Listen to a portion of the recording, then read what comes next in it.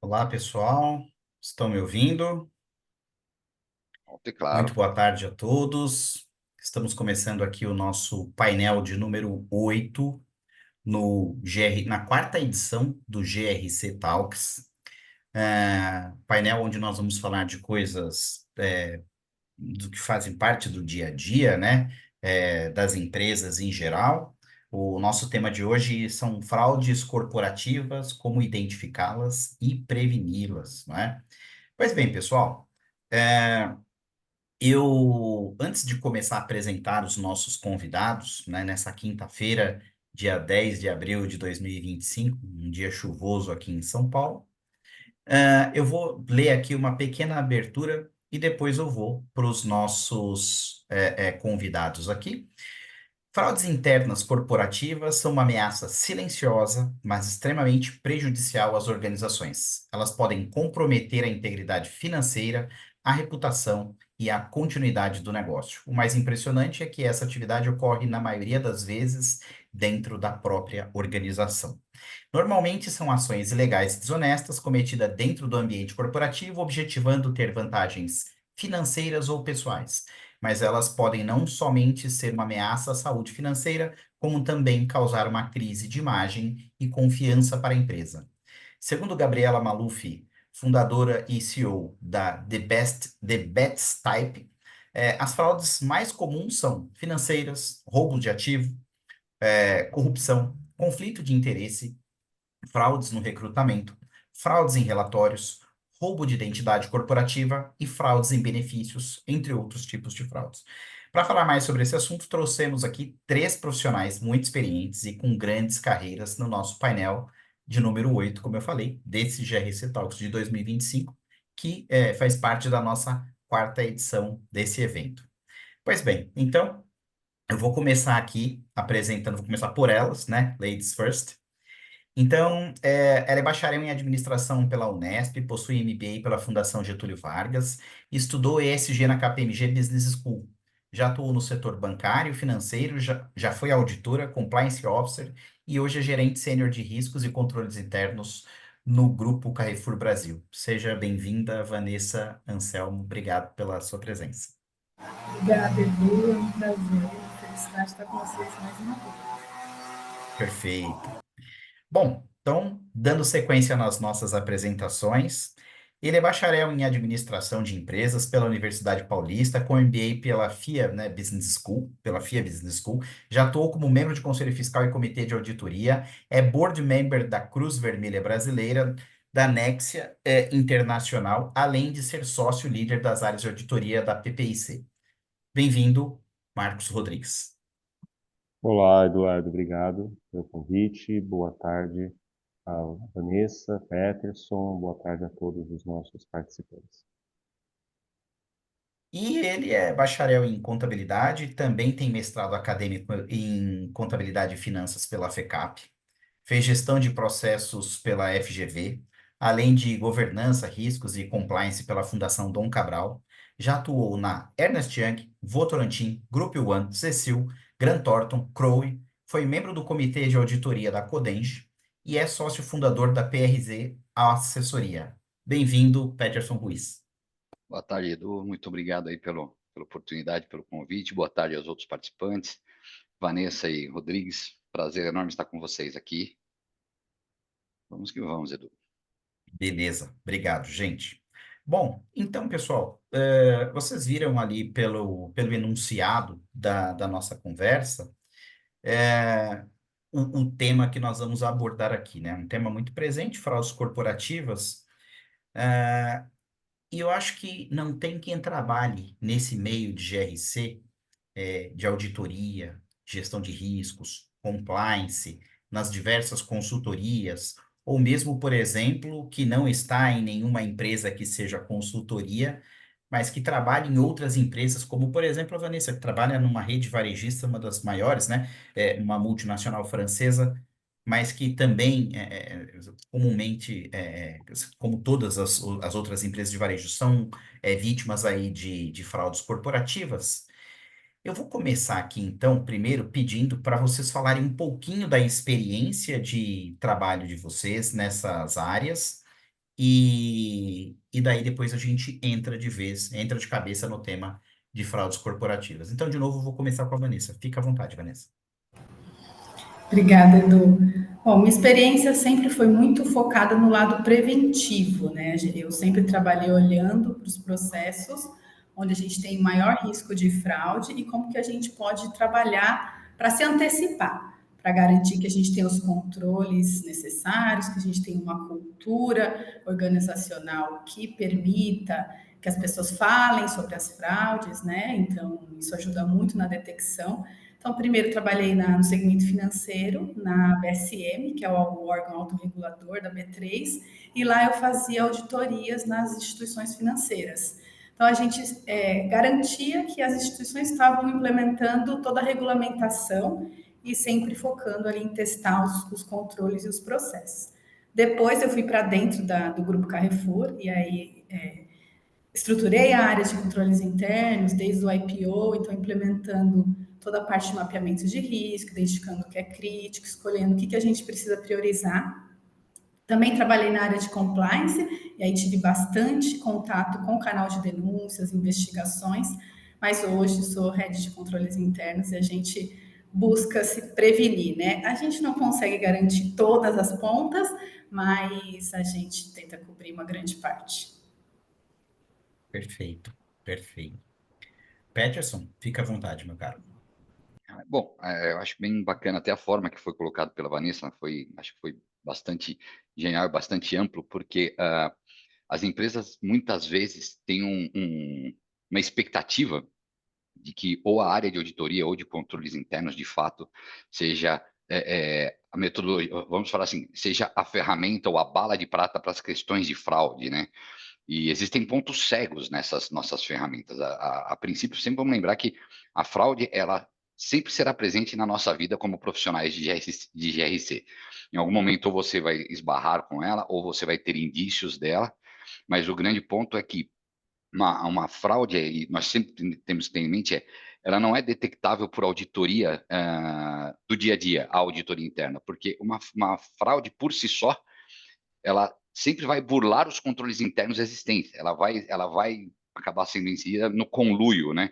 No acordo de pessoas. Então, isso vai fazer com que nós da área de RC eventualmente esbarremos nela, mas como foi muito bem colocado agora há pouco pela Vanessa, nós sempre trabalhamos muito mais uma visão preventiva, muito mais uma visão onde nós possamos estabelecer mecanismos e até cultura corporativa para que a fraude ela não seja, como que eu posso falar assim, permissiva ou que ela seja um hábito dentro de uma companhia.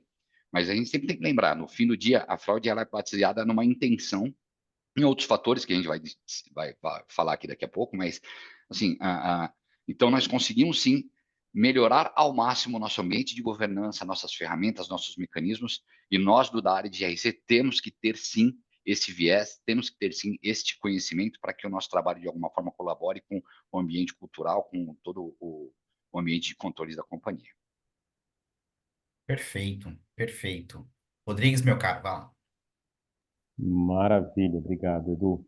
Eu acho que é uma troca de experiências muito legal, porque um pouco mais do que Peterson e Vanessa, a minha experiência, né, ela sempre foi muito em auditoria interna. Hoje eu estou à frente da área de auditoria interna, riscos e governança da PPIC, e hoje, nessa posição, a minha atuação ela é mais próxima à liderança, com foco em entender como esses riscos, né, e os controles, como o GRC se conecta à estratégia. E nessa experiência hoje, né, hoje um pouco mais distante do dia a dia ali, do papel do auditor, nas minhas participações de comitês, conselhos, e coordenando as auditorias internas, o que eu vejo, e até um pensamento que eu construí durante esse tempo, é que a fraude, ela vai encontrar caminho sempre onde tiver silêncio e falta de clareza sobre os controles internos, né? Eu acho que para você ter uma fraude, você precisa passar muito por GRC, mas principalmente pela falta de controles claros e pelo excesso de confiança, né? Eu costumo falar sempre para os clientes, né, que sempre se deparam com uma fraude. Eu nunca vi acontecer uma fraude onde não existisse confiança, né? A confiança, ela é um dos pilares para que você tenha uma fraude, porque você deixa de instituir controles, deixa de mapear riscos e passa a confiar nas pessoas, passa a confiar na falta de clareza e na falta de controles. Então, isso é bem legal aqui o bate-papo, eu acho que a gente consegue trocar bastante figurinhas aí. Perfeito. Nossa, achei muito interessante isso que você falou, Rodrigues. As fraudes acontecem em um ambiente onde há confiança, né? Ou seja, a confiança ela chegou a tal ponto que ela abriu vulnerabilidades, quer dizer, por excesso de confiança, a atividade, a empresa, o processo se tornou vulnerável para que ali fosse Exato. concretizada uma fraude, né? Ou seja, Perfeito, você perfeito. deixa de olhar ou de valorizar ou de instituir um controle porque você confia que algo vai acontecer na boa vontade ou na confiança de um profissional. Que por Perfeito. ter essa confiança comete a fraude. Se não existir a confiança, você vai investir em controles. Para por quê? Porque já Uhum. que você não confia, né, naquilo, você institui controles. Quando você confia, você pode relegar a um segundo plano e não ter clareza ou não instituir esses controles. Claro, eu estou simplificando, mas para mim ele passa por este ponto no final do dia. Todas as fraudes que eu vi até hoje, de alguma forma, passaram por uma confiança que não deveria ter sido priorizada. Perfeito. Não, mas é um ponto assim de destaque muito interessante.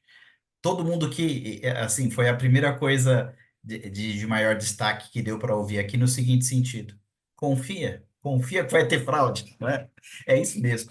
A gente tem que desconfiar. O correto é desconfiar mesmo. Tá certo. Bom, então, pessoal, para começar a fomentar as provocações, antes de fazer as provocações aqui, mais efetivamente.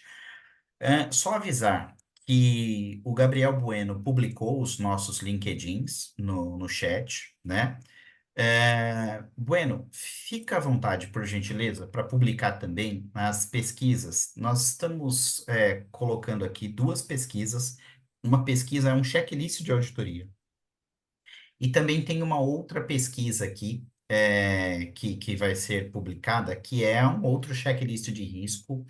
E ambas são pesquisas de maturidade.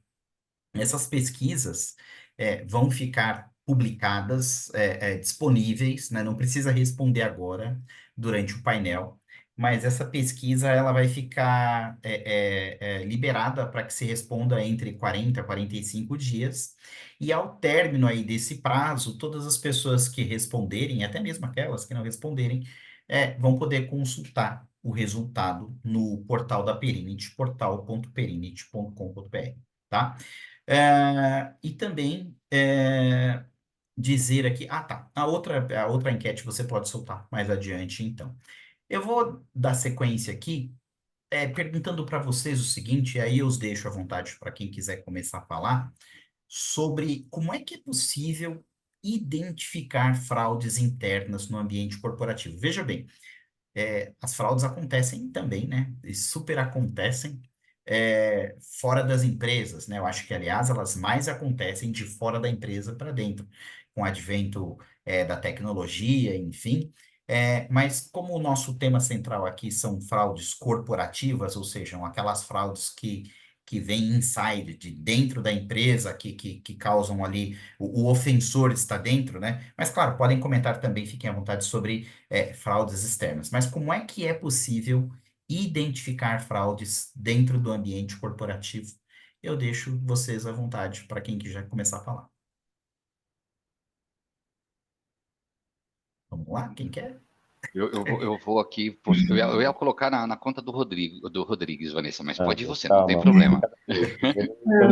eu vou sempre usar ladies first. Então não deixa para mim que eu sempre vou pedir para a Vanessa começar. Eu imaginei que vocês iam deixar, então por isso eu abri meu microfone.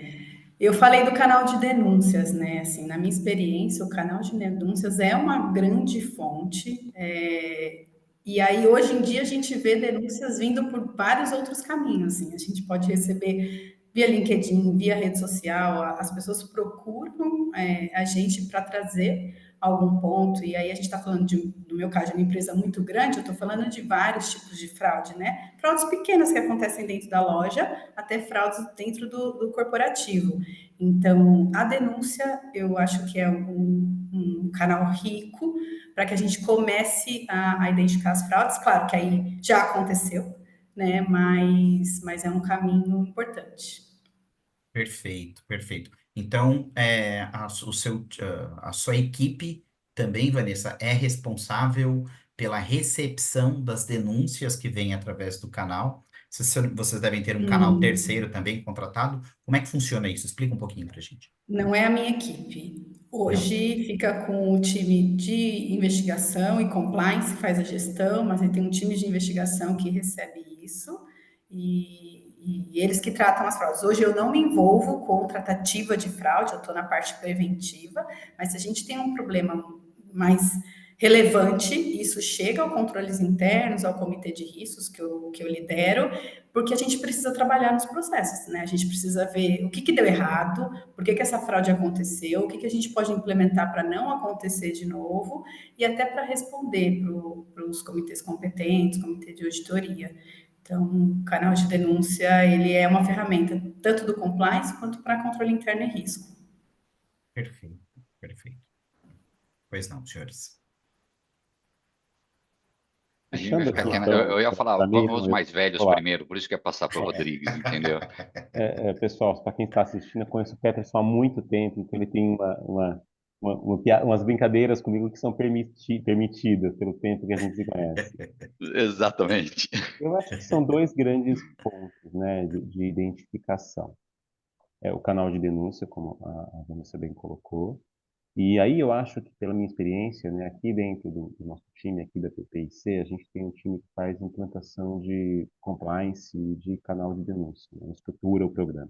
Apesar de nós não termos o canal de denúncia, a gente não tem essa ferramenta, a gente não vende isso, mas a gente atua na implementação e na investigação. O que a gente vê é que os canais de denúncia funcionam muito bem quando tem confiança no programa, né?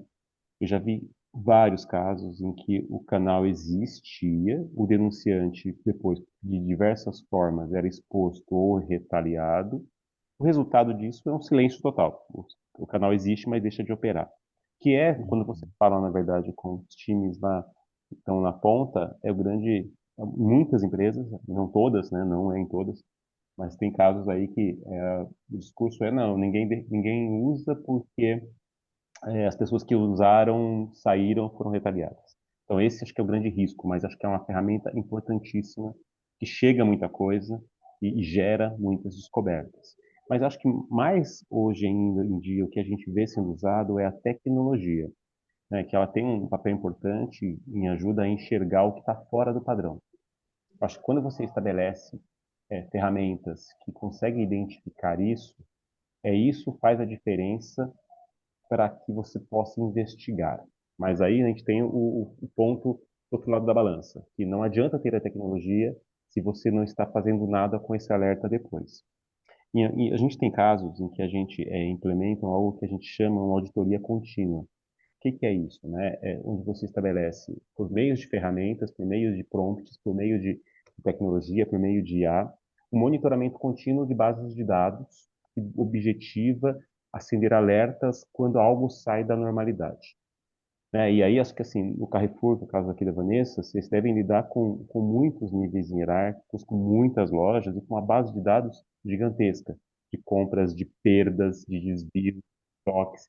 Deve ter muita coisa. Então, acho que vocês devem ter aí algumas ferramentas de tecnologia que devem garantir que as denúncias sejam levadas a sério, mas também que vocês consigam fazer esse monitoramento. Não sei se tem algo que você possa, dentro no espaço aqui compartilhar também, que seria legal, mas acho que nessa linha que eu penso um pouquinho. É a ferramenta que a gente olha para padrões, né? A gente vê aqui, o que sai do normal, o que está diferente do que acontece todo mês, a gente é uma ferramenta para a gente conseguir detectar indícios de fraude, né? A gente tem algumas ferramentas dentro do time de compliance. Hoje, em controle interno, a gente foca muito mais em olhar o processo. E, então, hoje a gente não usa nenhuma ferramenta específica. A gente tem algumas coisas com BI, então a gente tem um time de BI, aí meu time desenvolve aí alguns monitoramentos, mas nenhuma ferramenta específica que eu consiga citar. Eu, ao longo da minha carreira, eu conheço algumas soluções, por exemplo, para canal de denúncias. Não é uma solução, por exemplo, que a Perint possua, né? Nossa solução de GRC atende em outra vertente, mas eu sei que o mercado oferta várias tecnologias para gestão de denúncias, que funcionam, algumas, por exemplo, são mais simples, onde eu não tenho a gestão, uma pessoa gerindo, ela funciona com base em regras e parametrizações. Eu conheço outras onde tem uma equipe que fica atendendo uma espécie de 0800, que também tem uma URA, e a partir daí ela trabalha na captação da denúncia, e a partir daí ela faz uma espécie também de triagem da informação, verifica a viabilidade, faz a investigação e entrega para o responsável dentro da companhia. Sim, Edu, a gente usa no canal de denúncia, sim, a gente tem uma ferramenta sim. que capta, e aí, como são muitas lojas, a gente tem que falar com a liderança da loja. Então, a gente tem essa empresa terceira que faz a gestão e ela que oferece essa ferramenta. Ah, perfeito, perfeito. Então, conheço algumas soluções. Aqui que me vem mais forte na cabeça é da ICTS, Essa e mesmo. essa, né? E, enfim, eu sei que existem várias e acredito que esse seja, sim, um dos principais meios de colher, de absorver uma informação de fraude, são através, sim, dos canais de denúncia, que daí você, depois disso, vai avaliar com mais propriedade, enfim, né? Mas não vou passar para o Peterson, para ele também poder fazer essa observação dele. Não, perfeito. Não, e foi legal, Edu, da forma que foi sendo exposta os diferentes pontos de ideia, né, de vista e de todas essas nossas ideias, porque são prismas e momentos diferentes, né? Eu tive aí minha carreira muito pautada também, né, nos trabalhos voltados para auditoria interna, para riscos, e mais recentemente, principalmente nos últimos 5, 8 anos da minha carreira, eu fiquei muito próximo de comitês. E justamente comecei a enviesar muitos projetos nossos para empresas que queriam elevar seu nível de governança. Por que eu falo governança, né? Novamente, a gente tem que sempre lembrar, os trabalhos detectivos de fraude, eles têm um viés muito de pós-mortem, as coisas já estão acontecendo. E aí o grande ponto, e a Vanessa colocou muito bem, puxa, o que nós vamos fazer para que isso não ocorra? E aí, é por isso que as falas dos dois outros participantes foram fantásticas, porque aí o Rodrigues também falou, e a fraude, ela sempre vai buscar um caminho para ocorrer, porque, novamente, ela está baseada em intenção, ela está baseada em conluio. E os mecanismos que a empresa precisa ter, muitas vezes, passam por questões culturais e organizacionais. Então, quando nós falamos em comitês, quando nós falamos em canais de denúncias, que são ferramentas que precisam sim ser implementadas, elas não podem atuar sozinhas ou isoladamente. Quando nós falamos nos comitês de compliance, por exemplo, nós temos tem que ser implementada toda uma metodologia de avaliação de cada uma das denúncias. Existe, por exemplo, a questão do denuncismo, né, por revanches ou por questões de relacionamentos internos, você vai ter aquele monte de denúncia dentro de um canal, e aí você fala, puxa, o que eu vou fazer com tudo isso? Se você não tiver um processo muito bem estabelecido, com premissas ou parâmetros de avaliação de materialidade de todas essas denúncias, você não consegue ativar o seu time de auditoria interna para fazer um trabalho objetivado e que de fato traga para a companhia o resultado dessa investigação. E por outro lado, você sai investigando tudo, você gasta uma energia muito grande e fica mais caro você tentar prevenir as fraudes do que ela ocorrer. Claro que eu estou fazendo uma avaliação bastante simplória, é muito mais jocosa do que real, mas o grande ponto é os esforços de todos esses mecanismos e de toda essa estrutura, ela precisa ser alinhada a uma visão top-down, precisa existir de fato uma clareza muito grande da empresa, não só da sua proposta, da sua entrega de proposta de valor, mas dos seus próprios valores. Se nós tivermos uma empresa onde você tem ali um ambiente de pressão muito grande e uma fragilidade de ambiente de controles, fatalmente você está empurrando a empresa, os colaboradores, a terem ações fraudulentas, né? É um time comercial altamente pressionado num ambiente de controle muito frágil, você vai fazer com que aquelas vendas fictícias ocorram para que você tenha os bônus e os rebates e, enfim, todas as remunerações variáveis ocorram. Então, sim, tem um Perfeito. trabalho aí que não é somente de ferramental, mas um trabalho de estruturação de uma governança, né, de comitês e de fóruns de discussões muito bem estabelecidos, uma comunicação muito grande dentro da empresa. Eu, dentro dos comitês onde atuei tanto como membro de comitê, como consultor na estruturação de comitês, tanto de riscos quanto de compliance, e principalmente políticas internas, onde fique muito bem claro o que a empresa entende como uma conduta equivocada. Dando aí alguns exemplos bem interessantes de culturas permissivas que prejudicam negócios, né? Em processos de fusões e aquisições, eu já tive a oportunidade de encontrar uma empresa onde ela tinha uma cultura muito permissiva. Eu não vou nem trazer qual é o segmento e nem qual é a empresa por questões óbvias, né? Mas, assim, é uma empresa que ela tinha uma cultura muito permissiva em relação a questões fraudulentas, ou seja, fechar negócios de maneira não tão clara.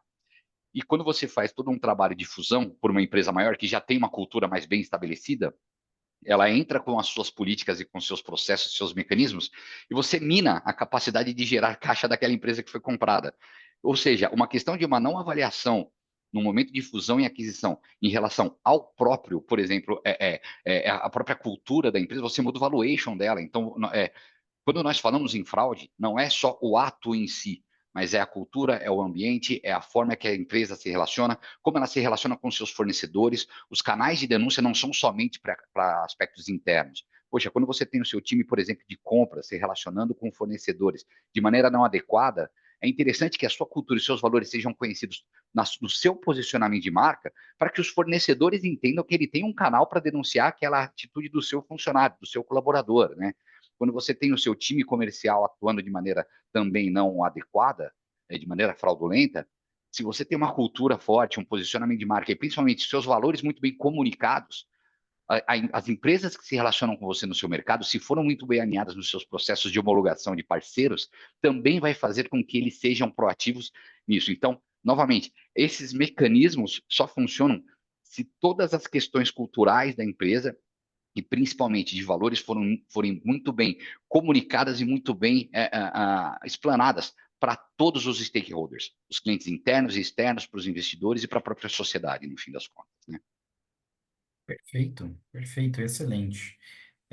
E aí a gente começa a, a verificar várias possíveis ramificações de fraude. Você mencionou uma que eu acho que sempre alguém conhece alguma história, alguma situação em que uma área de suprimentos ou compras se envolveu em algum tipo de fraude, de conluio, enfim, seja uma empresa pública na hora de criar um edital público, Perfeito. também houve algum tipo ali de fraude ou algum tipo de facilitação também, não é?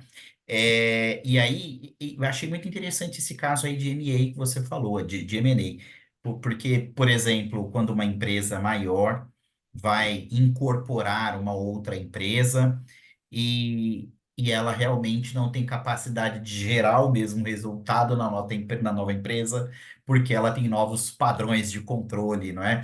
E isso está muito relacionado ao que o Rodrigues falou no começo, na confiança, né? Certamente tinha muita confiança ali, confiança essa que não mais pode ser utilizada na nova estrutura de empresa, como adquirida ou como investida, enfim, né? Eu vou comentar com vocês brevemente. Pois não, Rodrigues, Perdão, diga. você tem que cortar a gente, tá? Senão a gente vai Não, falando. não, não. Fala lá. Aqui quem tem que falar são vocês mesmo. Eu sou o É, provocador. eu acho assim, né, a minha visão, que muitas vezes a gente tem dois tipos de fraude. Tem essa fraude que você citou, que é aquela fraude externa, que você vai e vai fazer um conluio com um terceiro para poder ganhar uma licitação. Isso é uma fraude. né? Enfim, outra coisa é você ter a fraude ali, que é a fraude que acontece dentro de casa, que a gente estava falando aqui atrás, que é assim, essa fraude muitas vezes ela não começa como um grande golpe. A gente poderia citar exemplos e mais exemplos de fraudes que a gente já via acontecer, que os times aqui já viram acontecer, que a gente está trabalhando agora, mas ia ser só de mostrar a engenhosidade das pessoas. Mas o que a gente vê é que as fraudes internas, elas começam pequenas, as pessoas, elas vão, profissionais, eles vão testando o controle, né? E o que a gente vê enquanto auditores internos aqui, às vezes a gente está fazendo um trabalho de mapeamento de processos, um teste de design, e a gente vê que muitas vezes a fraude ela não existe porque o controle é fraco. Tem casos em que as pessoas nem sabem que o controle é fraco. Quem opera, o operador do controle não sabe que aquele controle é fraco. Ele nunca testou, ele não tem a intenção da fraude. Agora, quando você tem a intenção da fraude com um controle fraco, aí você acaba permitindo que esta fraude aconteça, né? E ela nunca vem sozinha. Ela sempre vem com um comportamento estranho, uma quebra de padrão, um controle que a gente já sabia que era frágil, né? Um alerta, por exemplo, muito prático, e aí aqui nós estamos falando com pessoas que entendem muito de controles, Peterson e Vanessa, é que quando uma pessoa concentra funções demais, ela não tira férias, isso é um dos problemas que vai, às vezes, impedir que a fraude seja identificada. Eu estava falando com isso ontem com o cliente, que é justamente que é, a, as férias elas são obrigatórias do ponto de vista de controle, porque você tira aquele profissional da execução do dia a dia e permite que um outro opere o mesmo controle. E eu já vi vários casos em que nesse momento se identifica que tem uma fraude, porque você vê uma mudança de padrão, você vê que naquele momento o indicador melhora, enfim, N casos. Mas eu acho que é interessante pensar nisso, no, na alternância das pessoas para identificar fraude. E é um controle simples, né? A gente não está falando de tecnologia. Eu costumo falar que o arroz e feijão bem feito em controle interno ainda faz muito sucesso. Não é fácil, às vezes, convencer as pessoas de que quando sair de férias, o ideal não é você colocar alguém que está abaixo, é você colocar uma outra pessoa de uma outra hierarquia ao lado, porque uma pessoa que está abaixo nem sempre vai trazer à tona, né, aquilo por medo, por conta da hierarquia. Então, a gente sempre recomenda que uma outra pessoa diferente ali daquele dia a dia entre naquele processo, porque ela vai ver coisas que podem estar escondidas, ou até mesmo nem fraude, erros, né? É sempre bom esse rodízio, porque a gente oxigena o processo. Colega na FECAP, que também dá aula no curso de pós-graduação, comentou que, porque além de ser professor, também trabalha como auditor, né, como gestor de auditoria, enfim, já trabalhou com gestão de riscos, e comentou de uma fraude simples, porém extremamente recorrente, que eles passaram a fazer as verificações, os testes, em todos os recibos de convênio de atendimento médico. A empresa fornece um convênio, então, de repente, o colaborador prefere ir num outro que não atende, né, não é atendido pela rede credenciada daquele convênio, apresenta depois um recibo, e a empresa reembolsa. E aí, então, também descobriram um- uma sequência de fraudes, né? Ligando depois para as empresas cujos recibos, algumas não existiam, outras confirmaram que nunca atenderam aquela pessoa.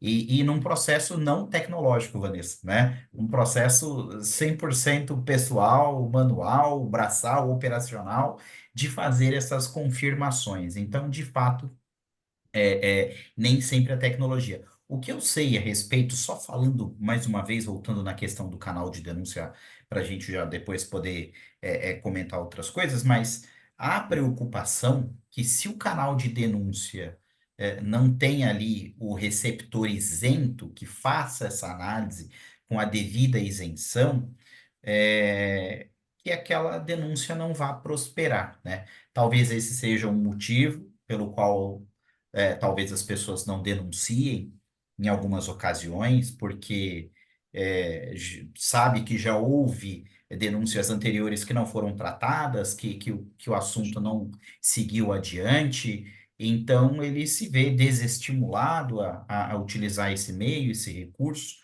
e acha que vai se queimar, né? Principalmente quando você não tem uma denúncia anônima, né?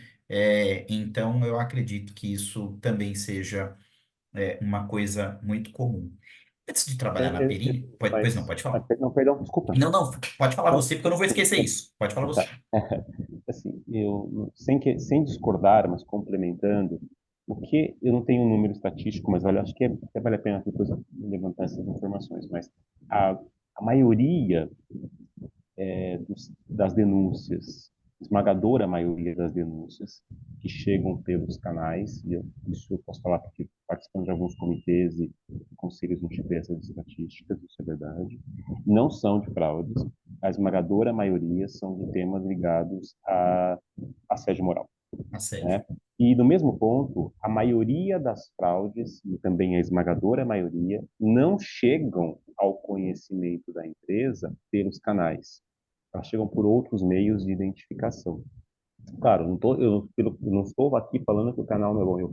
Nós temos aqui na Sim, PPC um canal de ética, funciona, né? Está totalmente a favor e eu defendo, até a gente implanta isso. Mas ele não é, para mim, a a ferramenta que mais traz as fraudes. Voltando naquela pergunta que sim, você fez, né? Como identificar a fraude interna? Ela é muito mais pelas quebras de padrões, pela identificação, pela tecnologia, pela troca de pessoas, como a Vanessa colocou, né? Tudo isso, como o Peterson disse agora há pouco também, essa questão do controle, né? Que vai permitir a identificação de pessoas aí que não estão subordinadas. Isso é muito interessante, porque você precisa dessas ferramentas, de novo, né? Controle interno é a base, a segregação de função é a base, o controle estruturado é a base para minimizar o risco. Eu conheço empresários que falam perfeito. o seguinte: eu vou ser roubado, mas eu quero ser roubado no volume que não faça diferença, porque Aceitável, né, é, é Rodrigues?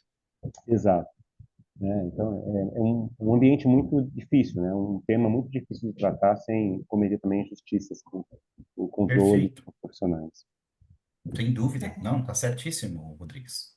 Quer falar, Kelson? Você ia falar? Fica à Não, vontade. não, acho que Não, não. foram perfeitas as colocações aí, de verdade.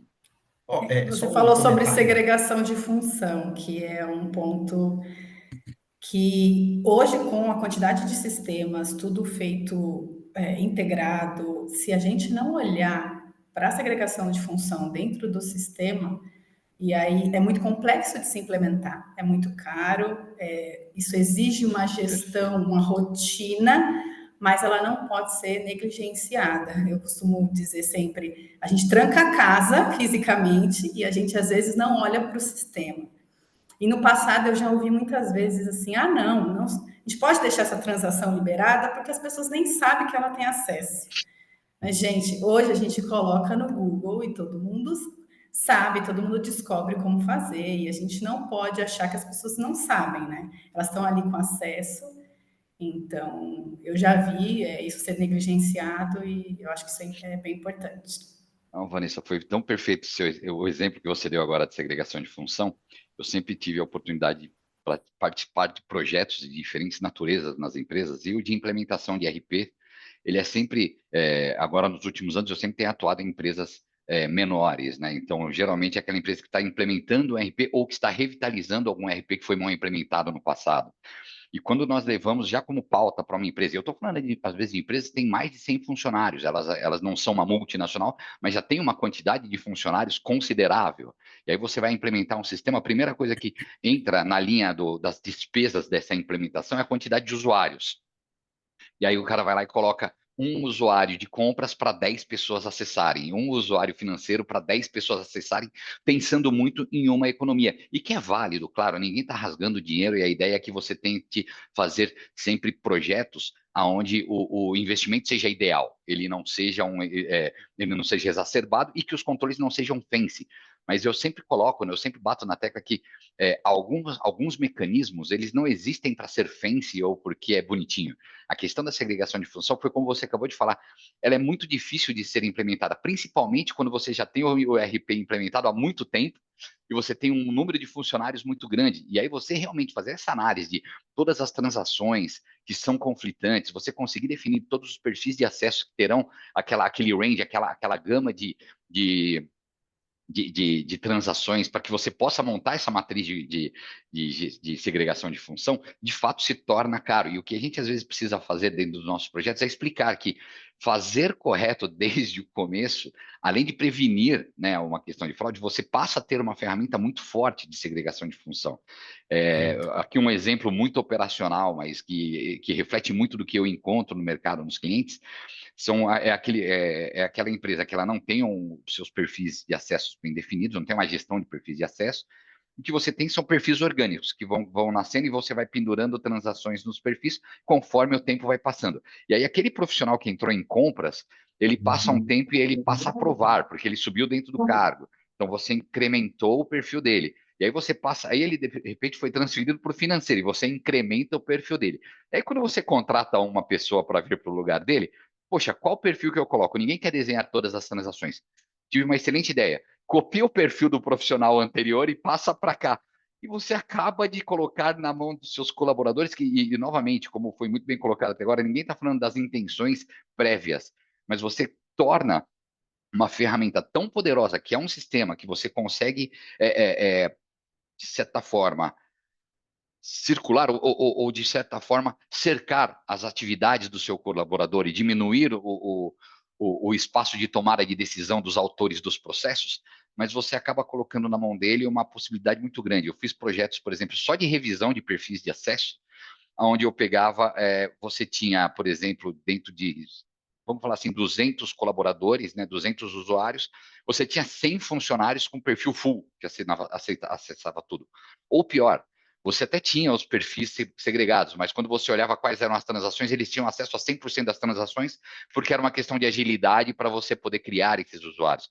Então, olha que interessante, dentro dos processos que não necessariamente são ligados a uma detecção ou uma prevenção efetiva ou direta de fraude, mas num processo de implementação de RP, de inclusão de um novo colaborador, ter todos os mecanismos de análise neste momento te cria mecanismos, né, te coloca dentro de um ambiente de controles mais robustos para a prevenção de fraudes. E, novamente, estamos falando, que foi dito até agora, de controles internos fortes e de estruturas em todos os processos que não necessariamente conversam diretamente com a prevenção da fraude, mas sim estabelece um ambiente um pouco mais controlado, ou pelo menos um pouco mais seguro para a companhia. Eu tenho Perfeito. experiência, Peterson, em arrumar a casa, pegar esse sistema que você Exato. falou, que foi sendo construído ao longo dos anos e depois a gente precisou enxugar, limpar. É muito mais difícil. E a gente começar do zero, colocando os perfis, analisando os riscos, colocando a matriz, e é muito mais simples. E mais Então, barato, isso né? mais barato. Isso passa pela cultura novamente. Não é fácil, porque é algo invisível, né? Tá ali por trás dos sistemas, é sempre a última linha do projeto que as pessoas vão olhar e, né, mas precisa implementar, precisa fazer o perfil, mas esse é um controle que é mais fácil colocar no início, porque depois você vai gastar muito mais dinheiro e é algo que é cobrado por auditorias externas, então é algo muito sério, precisa ser feito.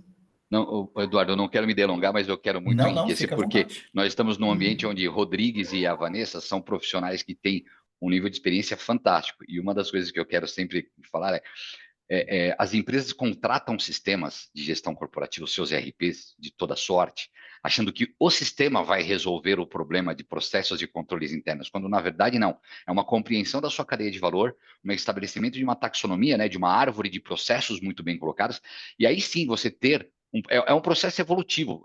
Você sai de um processo onde é o caos, mas funciona, porque a empresa está dando lucro, então ninguém olha para isso, para um processo depois de conhecimento ou de consciência do que você faz, para que aí sim você parta para automação e otimização. E às vezes você está no cenário de é o caos, mas funciona, e você quer fazer um salto grande direto para um terceiro, quarto nível evolutivo, sem passar por esse trabalho de olhar para a sua estrutura de uma maneira um pouco mais acadêmica, um pouco mais estruturada, e sim, olhando para controles internos como uma ferramenta de aceleração de negócios e não de puxada de freio, ou de anti-herói. Eu brinco que na área de auditoria, gestão de riscos, nenhuma criança fala que quer trabalhar na nossa área quando crescer, né? Nós somos o anticlímax, nós somos o anti-herói dos negócios, né? É, E de certa forma, auditor é quando nós. malditor. Não, também não é assim, puxa Não, vida, não fala assim. eu discordo, já não é mais assim. Não é Exatamente, não, muito né? obrigado, Rodrigues. A O gente é mais bem visto no compliance mercado, não é é verdade? compliance. É assim? Tá vendo? Mas que de fato o que nós precisamos começar a colocar é que essas ferramentas elas são aceleradoras. Eu gosto muito de uma metáfora onde eu falo que gestão de riscos, controles internos, é igual freio em um carro potente dentro de uma pista sinuosa. Se você não tiver freio, você vai ter um motor muito potente, mas vai ter que andar devagar para fazer as curvas.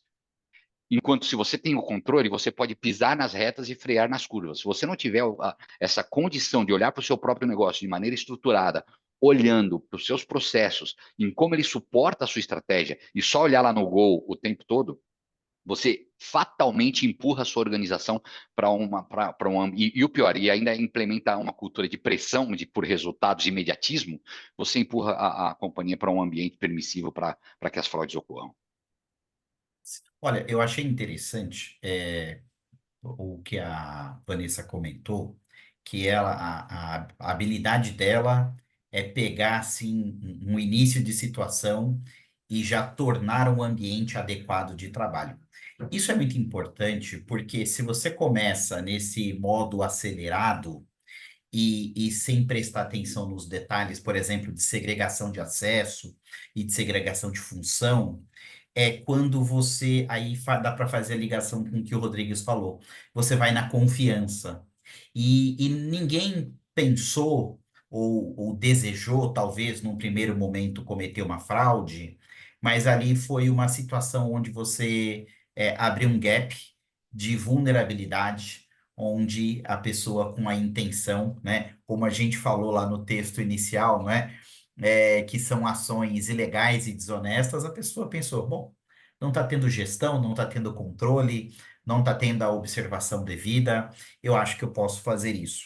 Outra coisa também, com base no que vocês comentaram, só para fazer um rápido comentário, nós, Perinity, uma empresa que desenvolve tecnologia para GRC, às vezes a gente se depara com uma situação dessa, e não é raro, a pessoa fala assim: olha, quantas pessoas tem no seu time de auditoria? Olha, nós somos em 10, em 12, mas eu só vou contratar 2 licenças, tá? A gente se reveza. Então, assim, isso, olha só, né? O Já pessoal da nasce gestão errado de o projeto, risco. né? Exato, e a gente fala, olha, essa não é a melhor prática, tem Ó, certeza? se vocês não fossem, estivessem convidando a gente para essa palestra, Eduardo, podia fazer a piadinha de que isso é porque é caro. Mas como é um convite, não posso fazer essa brincadeira. Muito bom, Rodrigues, perfeito. Não, Olha, brincadeira. Não, não. Eu te é, entendo perfeitamente. Isso é muito comum, né? O Peterson usou esse acontece exemplo demais. demais. Não só isso acontece com o sistema de vocês, acontece com o SAP, acontece com o TOTUS, acontece com o sistema bancário, acontece com tudo. De novo, você vai na falha do processo, na falha do controle, na confiança, né? E na tecnologia. Eu volto muito na tecnologia, né? Porque assim, eu sou aqui o mais experiente de nós três, nós quatro, inclusive, nessa questão de auditoria, né? Estou há quase 30 anos de janela em auditoria interna, processos, controles. E o que a gente vê é que o mundo mudou muito. No começo era papel, hoje é tecnologia, tudo passa por tecnologia, né? Hoje não tem mais como fazer um trabalho de auditoria interna, de revisão de processos, se eu não tiver na equipe um técnico em tecnologia. Não existe isso mais. É impossível. Sem usar IA, sem usar os sistemas. E sempre cai muito, e eu falo muito isso, quando a gente chega para apresentar os achados sobre tecnologia, é onde a gente se depara com as grandes fragilidades, seja segregação, seja versões desatualizadas, seja licenças, como acontece com vocês, né? Tudo isso passa por isso. Mas só dando um passo adiante também, a gente tem uma questão que é cultural, né? O que a gente vê é que quando a alta administração passa uma imagem das pequenas, dos pequenos erros, das pequenas fraudes, a mensagem que passa para a base da pirâmide hierárquica é que aqui pode tudo, aqui vale tudo. Sim. Né? Então tem a questão do exemplo, a questão da cultura. Isso também é um passo ali importante, né? Não é só processo, não é só controle, não é só tecnologia. Também é cultural, é exemplo, é punição, identificou um caso como que você tratou. Isso é tudo. Tem que ver também como a empresa está preparada para lidar com isso, como ela lida com isso.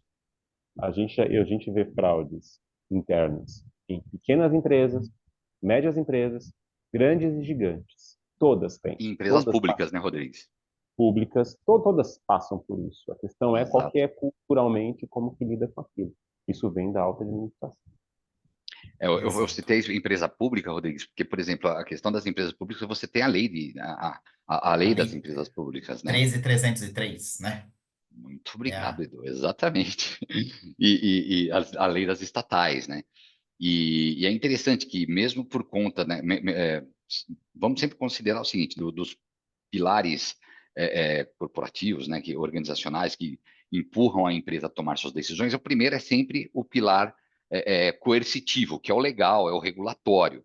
Então, quando nós pensamos em empresas públicas, nós pensamos, puxa, a força da lei vai fazer com que a governança lá seja muito mais rígida, né? Ou que a fraude seja mais rara. E, na verdade, um dos pontos que eu já me deparei e eu achei muito interessante é que existe uma preocupação muito grande quando você fala em uma. Eu não estou falando aqui de todas as empresas públicas, estou dando um exemplo, tá, pessoal? Por favor. Mas que, por exemplo, se eu seguir a letra da lei nas minhas ações dentro de uma companhia, eu não estou cometendo uma fraude. E o que eu gostaria de trazer aqui é, o Rodrigues trouxe aí o exemplo que eu acho que é o que eu mais usei em toda a minha vida, acho que agora até pela questão da tecnologia e da nossa capacidade de data analytics agora, é um pouco mais fácil ser aplicado, que é a questão da quebra de padrões, né? Então, por exemplo, você tem lá uma determinada verba que é pública, que é liberada mediante um determinado processo, e você simplesmente tem, então, todo um rito legal para a liberação desta verba. E aí você pega e ataca com a auditoria. Poxa, 100% das verbas liberadas, elas estão ok, dentro da letra da lei. O que ninguém está colocando nessa auditoria é que a média de distribuição dessa verba neste ano, ela está 5 vezes maior do que nos últimos anos. E aí, quando você vai atrás, é porque está próximo de uma eleição, ou você tem alguma questão escusa por trás disso.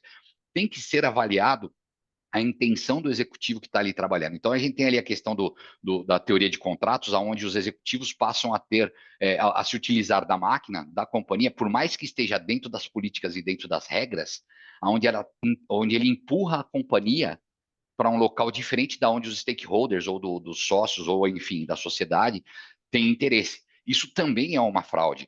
Por isso que governança e todos os nossos mecanismos, as políticas corporativas, que seria justamente o segundo grande pilar, é quando você tem políticas que estabelecem o comportamento dos executivos, eles tenham que trabalhar, sim, com uma liberdade e uma autonomia, mas dentro de um campo definido ou dentro de um universo definido pelo conselho de administração, ou pelo dono, ou pelos stakeholders, ou pela sociedade, quando uma empresa pública. Então, sim, não é somente processos, não é somente atividades, mas também uma avaliação dos resultados de uma companhia, se ela está indo em direção àquilo que foi proposto pelos investidores, pelos stakeholders, porque uma tomada de decisão de um executivo também é uma fraude. Porque quando a gente fala em fraude dentro do ambiente corporativo, e nós levamos isso para as empresas, né, como consultores, por exemplo, a preocupação é sempre com a atividade operacional, com o profissional da atividade mais do dia a dia. É um desvio de dinheiro, é um desvio de estoque, é uma compra que não deveria fazer. Poxa, mas e o seu diretor executivo está empurrando a empresa para um determinado caminho que não é aquele que você está prevendo? Isso também está despendendo dinheiro e oportunidades de negócio. Isso também é uma fraude, mas muitas vezes, volto agora, vou parafrasear o Rodrigo, por conta da confiança. Confio demais no meu executivo, e a falta de uma governança, de mecanismos de controle dos meus executivos, também faz com que a empresa se direcione para uma fusão, ou para uma venda, ou para uma compra, ou para grandes negócios que não estão dentro do que foi estabelecido. Então, a fraude, por si só, ela tem um conceito bastante amplo. Inclusive, tem assim uma série de metodologias que explicam muito bem, que no momento adequado a gente tenta encaixá-lo aí, mas quero sempre bater muito nessa tecla. Nós temos que pensar que a fraude ela é um evento movido pela intenção de pessoas, que elas serão ou pressionadas, eu ia falar da metodologia que fala, nós temos lá o diamante, ou o mais antigo é a pirâmide da fraude, o mais atual é o diamante da fraude, que fala ali sobre pressão. Então, você tem uma cultura de pressão, você tem a oportunidade, uma fragilidade, né, de controles, que é o que nós estamos discutindo aqui amplamente, e você tem a racionalização, que é quando a pessoa ou o ator dessa fraude, de alguma maneira, ele encontra uma justificativa racional para realizar aquilo. É um problema pessoal dele ou é uma questão que é um resultado que ele precisa trazer para que ele consiga atingir determinados fins, né? Os fins não justificam os meios nunca. Então, novamente, mais do que controles, políticas, mecanismos e tudo mais, nós temos sim o que o Rodrigo colocou agora, a gente falou lá no começo, a cultura é top-down, sim, e é do exemplo que vem da liderança da companhia para baixo, para todos os níveis hierárquicos da companhia. E por isso que é tão importante a independência, né? Quando você tem uma empresa que diminui as áreas de controle, diminui a senioridade, coloca ela embaixo de áreas operacionais, acabam com os comitês, você está olhando só para o operacional. Você vai cuidar ali da fraude da pessoa que está no processo, mas você não está olhando a fraude na decisão, a governança. Às vezes não é nem uma fraude, mas uma intenção, um erro do executivo, um conflito de interesse, e aí você quebra uma empresa muito mais rápido do que com as fraudes pequenas, né? Perfeito, Vanessa. Temos aí casos, e eu acho que pode citar nomes porque são casos públicos, né? Temos aí Sadia, temos aí Americanas, e que acho que são exemplos emblemáticos que podem até ser muito bem estudados aí pelos nossos espectadores. Muito bem colocado, Vanessa, perfeito. Aliás, no painel de ontem, que eu participei, que contava, por exemplo, com o professor Luiz Henrique Lobo, ele trouxe aqui o assunto das Americanas. Ele falou, e a SOX, né? Onde é que estiveram os controles de Sarbanes e Oxley, né? Que, via de regra, são rigorosos, né? Como é que passou, né? Como é que isso chegou ao ponto que chegou, sendo uma empresa que lista ações na bolsa lá fora? Então, se aconteceu é porque há brechas, não é? É porque tem espaço para isso. O aspecto da cultura, concordo totalmente com o que foi dito. Ele é top-down, ele vem de cima para baixo, mas a gente tem que, e temos que olhar com. Aí eu vou voltar mais uma vez para um exemplo do universo de utilização de software de GRC. Evidentemente, não vou falar nome, mas, por exemplo, já vimos situação onde a área de auditoria faz assim, ela cria um perfil onde o mesmo auditor que cria o plano, o programa de trabalho, desenha o seu checklist, faz a revisão e aprova o seu checklist. Ele escreve o seu ponto, o seu achado, ele mesmo revisa e aprova. Ou ele criar o plano de ação e ele mesmo aprovar e validar o prazo. Então, assim, quebrou completamente, né, gente? O que se pode, o que se deve ser feito. É a mesma coisa que você dar permissão para a primeira linha, para o dono do risco, definir a regra de avaliação do risco, né? Ele vai definir quais são os pilares de probabilidade e impacto para chegar no rating. Então, tem que ter essa segregação de função, e isso também é uma forma de você bloquear, né, coisas desse tipo acontecerem, né? Cultura é fundamental, é extremamente importante. Em pequenas, como o Rodrigues falou, pequenas É, empresas, médias, grandes, muito grandes, né? Sem dúvida. é isso, Eduardo, assim, de que a gente pode, talvez, não podemos citar nomes, mas eu tenho vários casos de situações que chegam para nós analisarmos, para falar se pode ou se não pode à luz da legislação, à luz das boas práticas, né?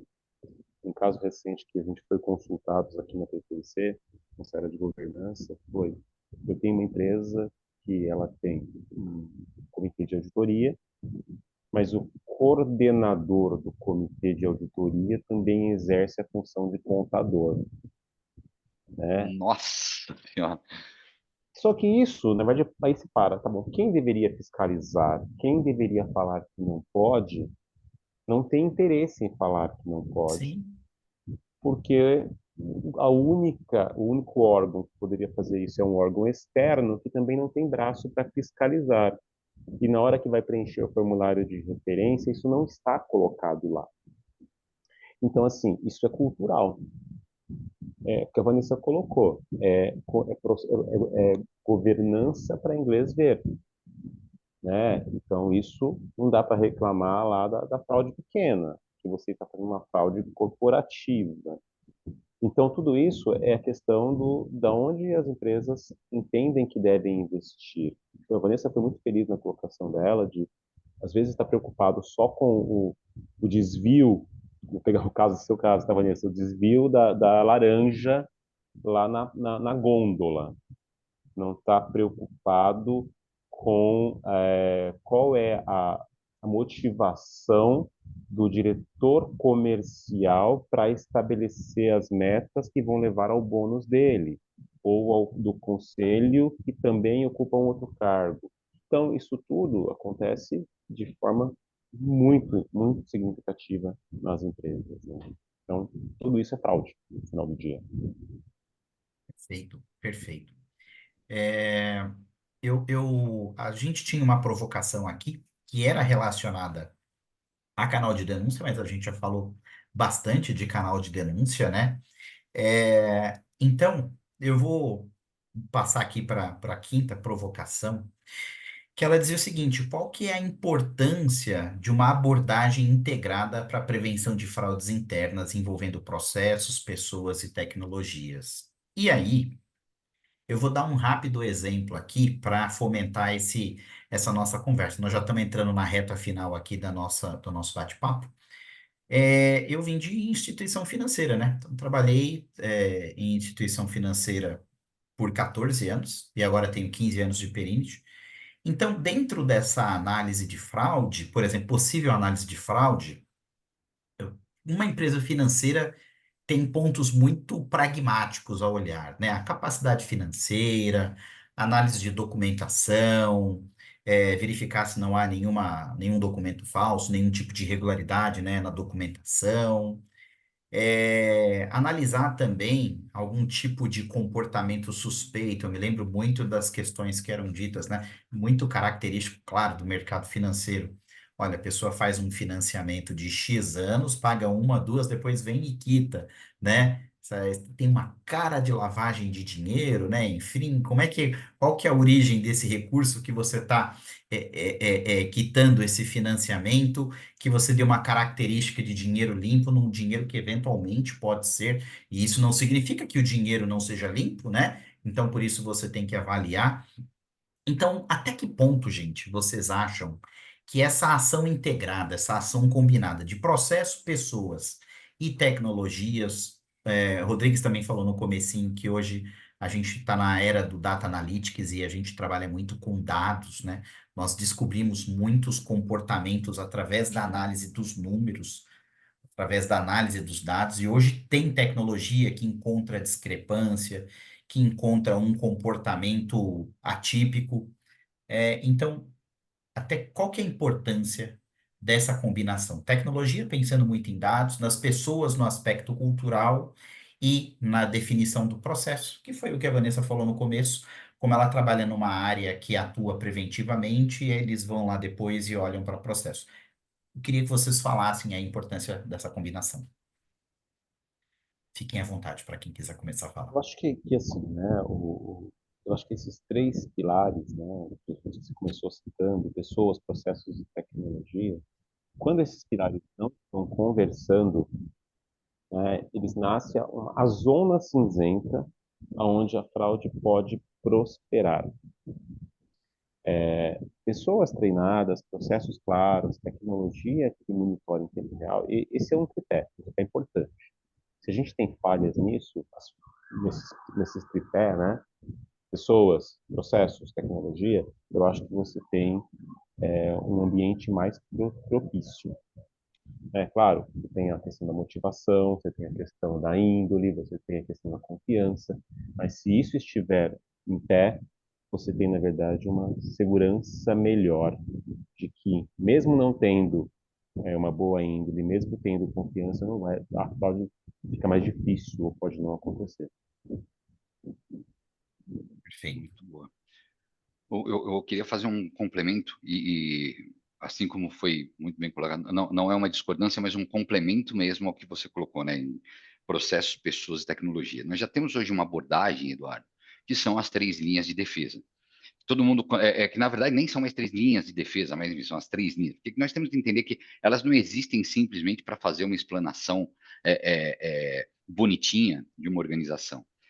Nós falamos de 3 linhas, então a primeira linha ela está falando lá do primeiro escalão da companhia, a compreensão da proposta de valor da empresa, uma boa compreensão dos valores da companhia, que vão se traduzir em políticas para a companhia, para que aí de fato você consiga ordenar a organização para aquilo que ela quer. Porque o que no fim das contas é governança?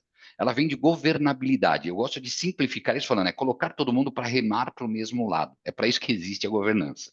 Eu não ter dispêndio de energia, de tempo e de dinheiro, principalmente, tá? Então, quando eu tenho a minha primeira linha, eu tenho ali um aspecto muito bem compreendido da liderança da empresa e desdobrando isso em políticas, eu começo a desenhar os meus processos para suportar a minha estratégia, que é o meu como chegar no objetivo desse meu primeiro escalão. E aí os meus processos muito bem compreendidos e muito bem desenhados, eu passo para a terceira linha, que é a identificação dos riscos operacionais, de uma matriz de risco e os nossos controles internos. E depois disso, o trabalho de monitoramento da auditoria interna. Tudo isso que nós acabamos de falar nada mais é do que a evolução disso. Quando nós pensamos em, poxa, vamos fazer auditoria contínua, usar o Data Analytics, inteligência artificial, é como eu trabalhar de maneira preventiva. Eu já tenho um conhecimento do meu modelo de negócio, eu consigo entender o comportamento de alguns aspectos do meu negócio que correlacionam com outros, com aspectos de intenção, ou de objetivos, ou de locais a serem atingidos, e a partir de um trabalho preditivo, ou até posso falar assim, com regressões lineares, com análises estatísticas, eu consigo prever um pouco mais o que está acontecendo. Auditoria contínua, por exemplo, eu gosto muito de um exemplo que eu peguei do presidente da Vibra, lá dentro do IBGC. Ele estava mostrando que, no fim das contas, um determinado comportamento de aprovações de compra levantava um alerta e um trabalho automático para que a auditoria fosse dar uma olhada naquele determinado pedaço. Então, você tinha todo um processo muito bem desenhado, só que ao invés de eu fazer a minha auditoria pós-mortem e só olhar para trás, eu começo a tentar entender o comportamento dos meus processos para que eu consiga ter uma visão de para onde ele está indo. A nossa avaliação de orçado realizado está ligado a isso, as nossas análises de padrões de preços dos produtos que são comprados ou vendidos estão colocados a isso, os custos que são praticados, né? E os tipos de empresas que entram, por exemplo, se você tiver uma empresa onde ela está fazendo compras emergenciais o tempo todo, alguma coisa está errada. Pode ser um simples problema de planejamento. Agora, se existir uma intenção em eu não emitir os meus planejamentos para que eu faça compras emergenciais e burle o meu processo que existe de controles estabelecidos, você tem aqui uma estrutura que está sendo bypassada por uma questão intencional. Então, novamente, Pode ser como a um gente tipo de faz tudo fraude, isso para né? integrar? Novamente, são as 3 linhas andando muito bem estabelecidas, mas o mais importante, que ela seja intrínseca aos objetivos estratégicos da empresa. Muitas vezes, eu tenho certeza, assim, eu não perguntei agora, nós não falamos sobre isso, mas se nós perguntarmos para a Vanessa ou para o Rodrigues, em algum momento, eles atenderam alguma empresa e algum profissional que na hora de nos atender falou assim, pô, mas eu já tenho tudo isso para fazer, tem que fazer mais isso para a auditoria? Falou, não, amigo, eu deveria estar olhando o que você faz no dia a dia. Se você está fazendo algo a mais para a auditoria, já está errado. Porque a nossa questão de controles ela é intrínseca ao dia a dia da empresa. Assim como as 3 linhas de defesa e a estrutura de governança, ela nada mais é do que uma ferramenta, repito, de aceleração da estratégia da empresa. Então, nós temos que parar de achar que esse nosso trabalho, ele é um trabalho a mais, uma demanda a mais para prestação de contas. Não, ela é para criar um ambiente de controle e assim nós integramos pessoas, processos e tecnologia de maneira a garantir com que a fraude seja minimizada dentro do nosso ambiente de negócio. Perfeito, brilhante, Peterson. Isso mesmo. Vanessa? E na prática, né, quando a gente fala muito de processos, tecnologia e pessoas, como é que a gente dá liga em tudo isso para fazer acontecer? Porque escrever política é muito fácil. A gente contrata uma consultoria, a gente pega na internet, a gente copia, colocar um sistema, eu já vi, hoje tem muitas instituições, eu já vi sistemas caros, robustos, e que aí vai um analista lá e fecha aquele alerta com qualquer observação, falta de atualização cadastral, e você mata todo um sistema, processo, política, por falta de treinamento, por falta de cultura. Então, eu acho que a cultura é o que dá a liga a tudo isso e garantir que a política que está sendo escrita, a primeira linha de defesa que escreveu, ela tem conhecimento, ela concorda. Não adianta uma área de controles internos, uma área de compliance, colocar lá as políticas e não está todo mundo de acordo. Não é fácil você integrar essas 3 linhas e fazer todo mundo fazer o que tem que ser feito seguindo a governança, mas é uma receita que dá certo. Vanessa, você foi brilhante numa fala que você colocou, que assim, né? Não adianta a gente ter um BI maravilhoso, não adianta nós estarmos com o melhor sistema de detecção, se não tiver ninguém olhando, ou se a pessoa que estiver olhando não for a pessoa correta. Então, isso é fundamental. Quem está monitorando aquilo que a tecnologia está mostrando? Às vezes a gente gasta no sistema e coloca uma pessoa não preparada, não quer gastar ali com aquele analista, mas só desenhar o cenário, colocar o sistema, não vai adiantar. A gente precisa de alguém ali que entenda, consiga tratar e que dê importância para aquilo, né? Perfeito. Olha só, pessoal, aqui no nosso QA, nós temos um comentário do Renan Vale, que ele fala, né, nesse exemplo das licenças, estamos falando de um controle básico, de não compartilhamento de senha, e as próprias áreas de GRC estão negligenciando isso. Surreal, né? Obrigado pela sua participação, Renan. E tem aqui um outro apontamento, nós não vamos ter tempo de comentá-lo, mas só vou ler aqui para vocês, foi enviado anonimamente, mas olha assim, ó, gostaria que vocês comentassem sobre o silêncio moral nas organizações. Muitas vezes os abusos vêm da alta gestão e os colaboradores se sentem inseguros para denunciar por medo de retaliação, especialmente quando o RH ou o canal de denúncia são percebidos como braços da própria liderança. Como a empresa pode construir uma cultura de confiança nesse sistema, garantindo que a denúncia não volte contra a vítima? Que medidas concretas podem ser adotadas para fortalecer essa proteção? Vocês querem rapidamente, assim, no pique, como diria Fernanda Vallone, fazer um comentário a Nossa, respeito desse comentário, Duvido que o desse Peterson problema? consiga. Vamos lá. vou tentar agora. Vamos lá então, Rodrigues.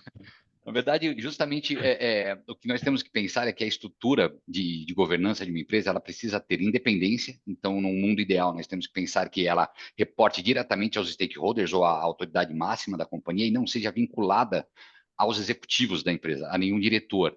É claro que isso é sempre muito difícil quando nós pensamos numa empresa familiar ou numa empresa de estrutura um pouco menor. E que todo canal de denúncia ou toda ferramenta que é utilizada para que nós tenhamos essas detecções de denúncia, elas sejam tratadas de maneira não só independente, como foi colocado aí tanto pela Vanessa quanto pelo Rodrigues ali no começo, mas que ela tenha um processo de gestão em relação a essas denúncias. Nós temos que ter parâmetros de avaliação de materialidade para que a gente consiga só avaliar aquilo que de fato vale a pena, não é um denuncismo, um revanchismo, nada nesse sentido, e que, de certa forma, nós tenhamos ainda um processo de transparência onde nós possamos dar uma devolutiva tanto para quem fez a denúncia, quanto inclusive para, em algum quadro, para os sócios, você ter ali uma agenda específica para que nós tenhamos uma avaliação de todas as denúncias, o que foi tratado, o que não foi, como que vem sendo, quais foram os desdobramentos, né? E que, claro, essa ferramenta ela tem que ser robusta o suficiente para que todo o anonimato seja garantido aos denunciantes. E, novamente, volto a dizer, realmente não temos o nome da pessoa que fez a Da pergunta, pessoa.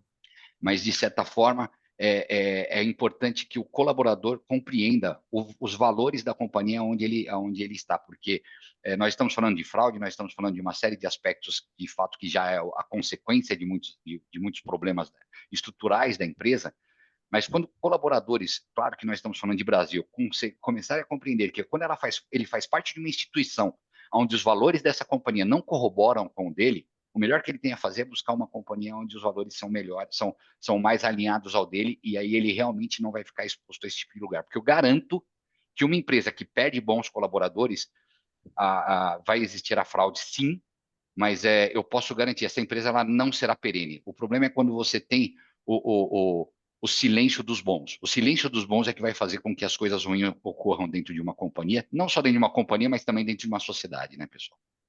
Será Perfeito. que eu consegui, Rodrigues, com o tempo máximo? Eu falei até mais rapidinho que o normal, hein, cara? Olha, foi melhor que Fernanda Valloni, hein, Rodrigues, né? Pois é. Pessoal, nós já estamos, a nossa conversa está acabando aqui, então eu queria agradecer cada um dos participantes, né? Eu quero passar a palavra para vocês, para que além das considerações finais, vocês possam falar a respeito da expectativa dos trabalhos de prevenção de fraudes corporativas nos próximos anos.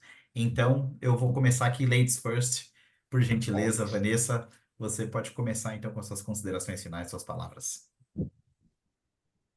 Tá, seu microfone. Verdade. O bate-papo foi muito bom. A gente não costuma parar, né, para trocar ideias, está sempre na correria do dia a dia, então, muito legal. Adoro parar com vocês aqui para trocar experiências. Obrigada. E eu acho que a gente passou aqui pelo que é mais importante na prevenção à fraude, que é cultura. Acho que a gente falou de tudo, mas a cultura é o item um, é o passo um que a gente precisa avaliar. Não é tangível, não está escrita, porque não, toda empresa tem uma cultura escrita e declarada, mas a gente precisa olhar a cultura praticada. Então, é isso. Vai ter uma empresa onde a cultura vai bater com o que você acredita e você vai conseguir trabalhar com mais liberdade e mais segurança. Perfeito. Muito bom. Rodrigues? Sim, primeiro agradecer o convite de vocês, Eduardo, a participação do curso da Vanessa. E o meu pensamento é que, assim, pode ser um pouco pessimista, mas fraudes internas, elas vão continuar existindo. O que precisa mudar é a capacidade das empresas de antecipar as fraudes, né? Eu acredito muito que o futuro da prevenção ele está em integrar tecnologia com inteligência humana e, mais do que isso até, de construir ambientes em que as pessoas saibam o que é certo e tenham seguranças para agir contra aquilo que é errado. Seja por meio do canal, um canal de denúncia, seja trocando de empresa, seja fazendo a coisa acontecer, denunciando.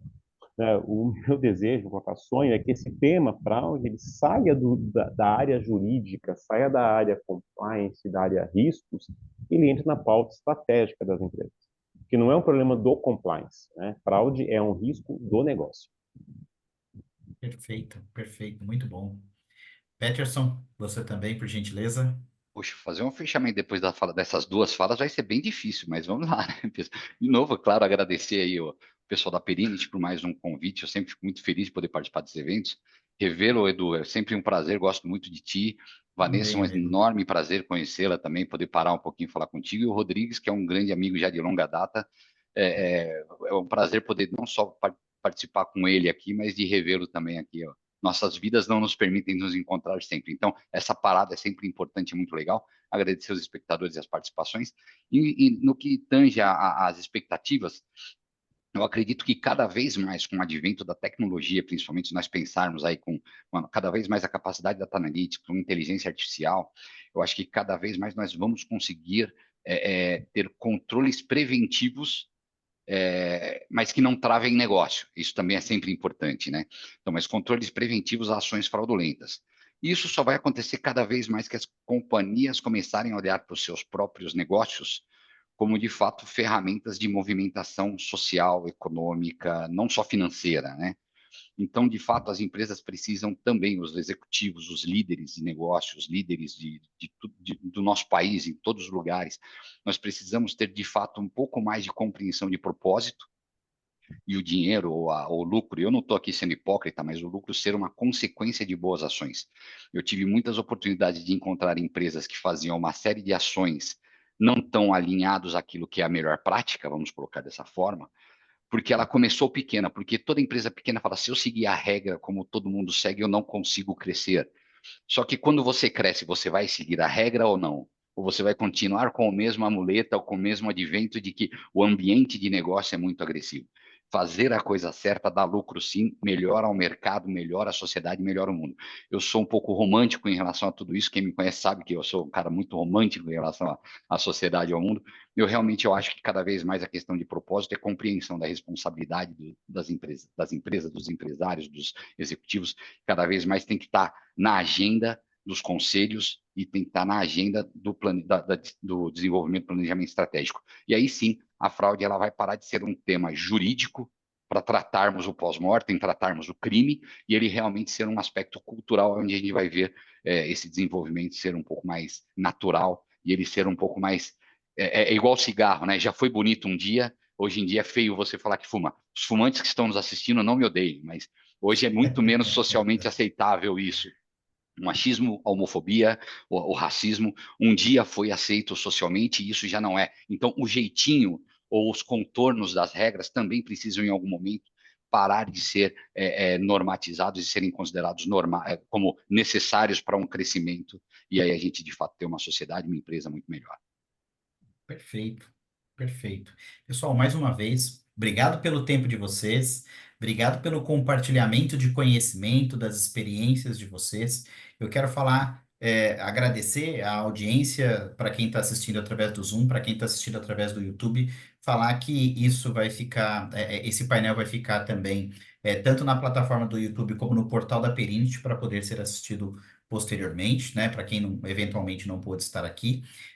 E quero falar que amanhã tem mais dois painéis, isso, né? Sexta-feira, mais dois painéis, encerrando então aí a nossa quarta edição do GRC Talks. Muito obrigado a todos, forte abraço, até mais. Grande abraço, Valeu, tchau, tchau. pessoal. Obrigado a todos. Tchau, tchau. Tchau, tchau.